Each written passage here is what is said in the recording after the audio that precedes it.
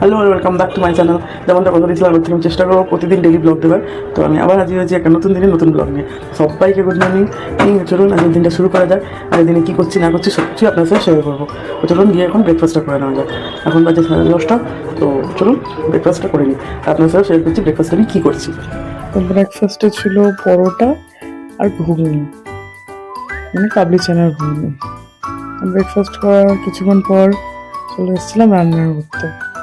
এত ঠান্ডা, বিছানা থেকে লেপের ভিতর থেকে বেরিয়ে রান্নাঘরে যেতে ইচ্ছাই করছিল না। আমাকে দেখলেই বুঝতে পারবে যে আমি এতক্ষণ ধরে লেপের ভিতরে শুয়ে মুড়ি দিয়ে বসছিলাম। তো তারপরে মা বললো যে রান্নাটা করে দিতে, তো তাই জন্য তাড়াতাড়ি করে চলে গেলাম। ওই পেঁয়াজ কলি আর শিম ভাজা হলো, আর হবে হচ্ছে কাতলা মাছ দিয়ে ঝোল, মানে ফুলকপি আলু কাতলা মাছের ঝোল। প্রচুর ঠান্ডা, তাও এখান দিয়ে জানলা দিয়ে খুব হাওয়া আসে, কিন্তু আমি ওই জানলা বন্ধ করে রান্না করতে আমার একদম ভালো লাগে না, কেমন সাফোকেশন হয়ে যায়। তাই জন্য আমি সবসময় যখনই রান্না করি জানলাটা খুলে দিই, যতই হাওয়া আসুক আর যাই আসুক। তো হাওয়া আসার জন্য একটা গার্ড দিয়ে দিয়েছি যেন গ্যাস হাওয়া না আসে, বাস ওপরে যত হাওয়া আসুক কিছু এসে যায় না। তো মাছ ফাছ ভাজা হয়ে গেছে, আলুটা ভেজে নিচ্ছি, আলু ফুলকপি ভেজে তারপর ঝোলটা করে নেবো। ব্যাস আজকে খুবই সিম্পল রান্না ছিল, শুধু পেঁয়াজ কলি সিম ভাজা আর ডাল মা করে রেখেছিল, আর আমি করছি হচ্ছে শুধু কি বলে মাছের ঝোলটা।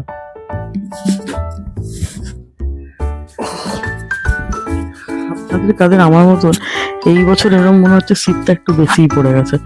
জানি না ওয়েস্ট বেঙ্গলে এরকম শীত আগে পড়তো কিনা, বিকজ এর আগেও আমি যখন ছিলাম ওয়েস্ট বেঙ্গলে তখন এত শীত পড়তো না, কিন্তু এবছর যেন রোদ্দুরই বেরোচ্ছে না, কেমন মেঘলা মেঘলা সাথে একটা ভাব। রোদ্দুরে কড়া করে রোদ্দুর করবে, মানে শীতের কড়া করে একদম রোদ্দুর করবে, একদম ভালো।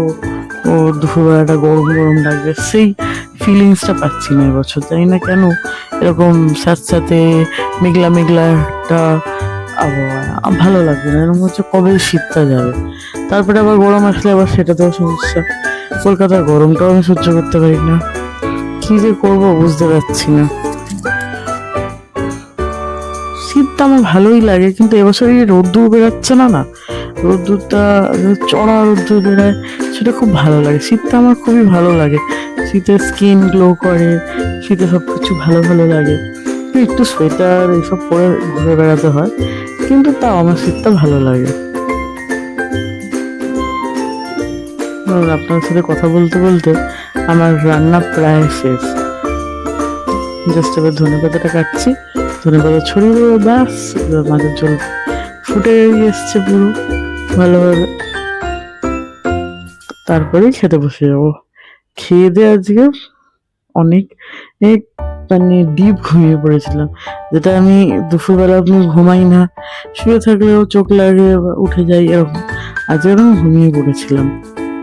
তারপরে বিকেলে মা আর ভাই একটু বাইরে গেছিলো, আমি নিজের মতন করে একটা নর্মালভাবে নুডলস করে খেয়েছিলাম। আজকের ভিডিওটা এখানেই শেষ করছি। আমার ভিডিও যদি আপনাদের ভালো লাগে প্লিজ লাইক শেয়ার আর সাবস্ক্রাইব করে দেবেন। আপনাদের কমেন্ট আমার খুব মোটিভেট করে নতুন ভিডিও তৈরি করতে। Till then tata, bye by.